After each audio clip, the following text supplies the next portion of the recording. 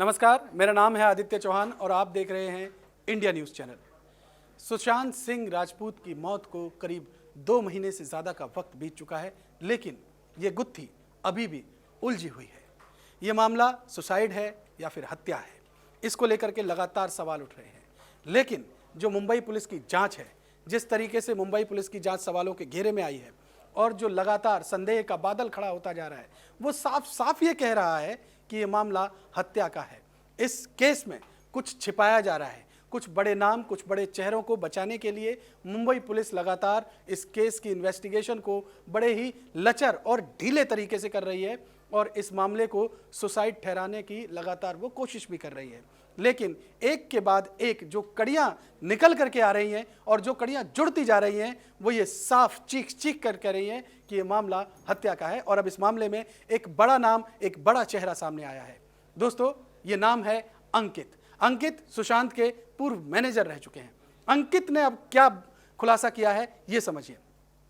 अंकित ये कहते हैं कि सुशांत सिंह राजपूत एक बहुत ही जीवंत आदमी थे, जिंदा दिल आदमी थे और डिप्रेशन नाम का शब्द तो उनकी डिक्शनरी में नहीं था, उनकी जिंदगी में नहीं था। वो किसी सूरत में सुसाइड कर ही नहीं सकते। ऐसे लोग जो हौसला हार जाते थे, सुशांत उनका हौसला बढ़ाते थे। हालांकि उन्होंने ये जिक्र जरूर किया है कि अक्सर वो अपनी माँ को याद करते थे। उन्होंने सुशांत को अपनी माँ की यादों में थोड़ा गमगीन जरूर देखा है और वो ऐसी स्थिति में अक्सर कविताएं लिखा करते थे। लेकिन सुशांत सिंह राजपूत किसी भी तरीके से सुसाइड नहीं कर सकते थे। वो डिप्रेशन में बिल्कुल नहीं थे जब तक अंकित उनके मैनेजर थे। इसके बाद जो दूसरी बड़ी बात उन्होंने कही, उन्होंने कहा कि सुशांत सिंह राजपूत अपने कमरे में दरवाजा खोल करके सोते थे और ये उनका पूरा स्टाफ जानता था। जिस दिन उनकी मौत हुई उस दिन अगर उनका दरवाजा बंद था तो फिर स्टाफ ने उनका दरवाजा तोड़ा क्यों नहीं। वो आरोप भी लगा रहे हैं कि सुशांत सिंह राजपूत की हत्या हुई है और ये हत्या किसी और ने नहीं बल्कि उनके स्टाफ ने की है। ये बहुत बड़ी बात कही है अंकित ने।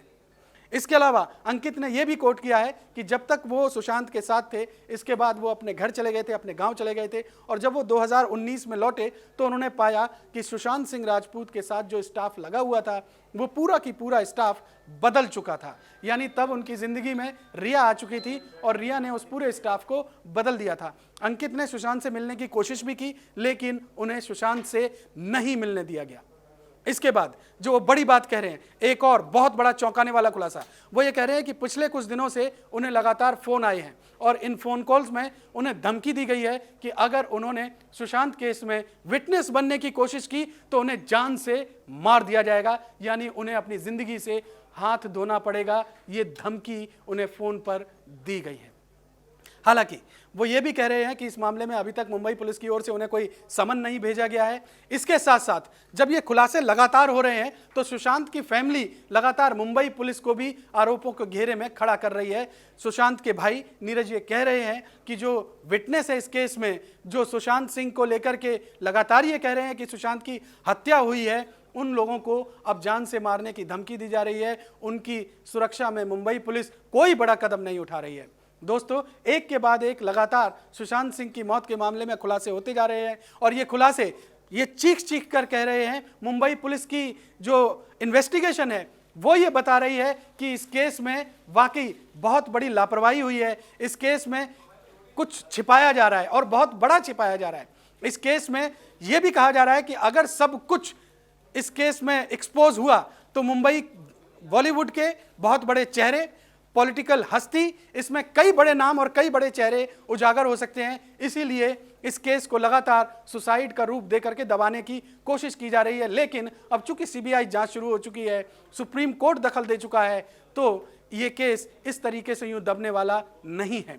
बहरहाल इस केस से जुड़े और भी जो अपडेट सामने आएंगे वो हम आपको सबसे पहले पूरे विश्लेषण के साथ यूं ही बताते रहेंगे। आप इस वीडियो को शेयर कीजिए और हमारे चैनल को सब्सक्राइब कीजिए।